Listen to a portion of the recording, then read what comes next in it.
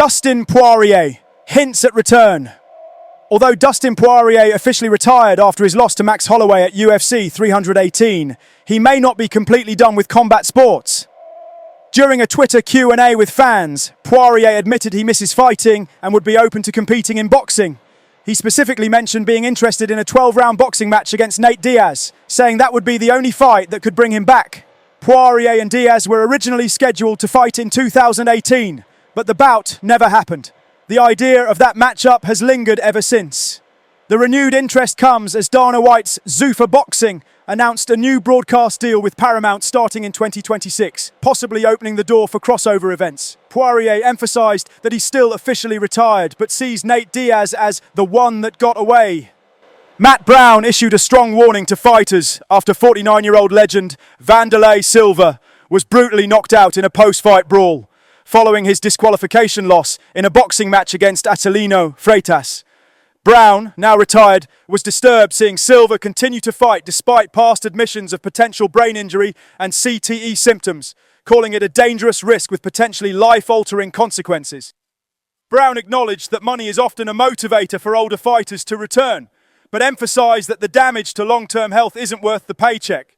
He reflected on public misconceptions about how much fighters earn and the unrealistic expectations fans may have about their post-fight lives. Ultimately, Brown's message is clear.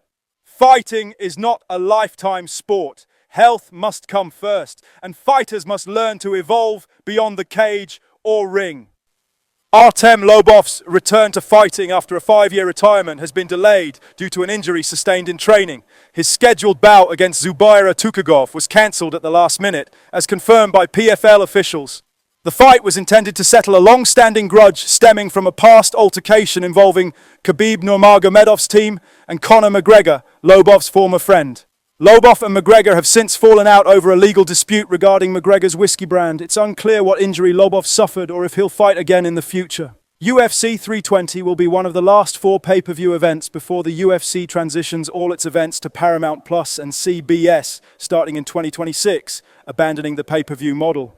The main event features light heavyweight champion Magomed Ankalaev versus Alex Pereira in a rematch, with bantamweight champion Merab Dvalishvili defending his title against Corey Sandhagen in the co-main event.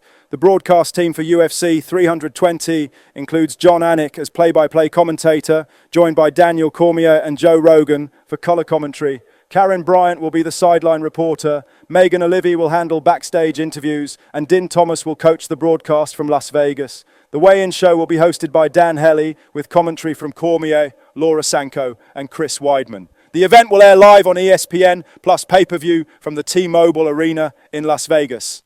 Alex Pereira is calling out Magomed Ankalaev as a liar ahead of their UFC 320 rematch.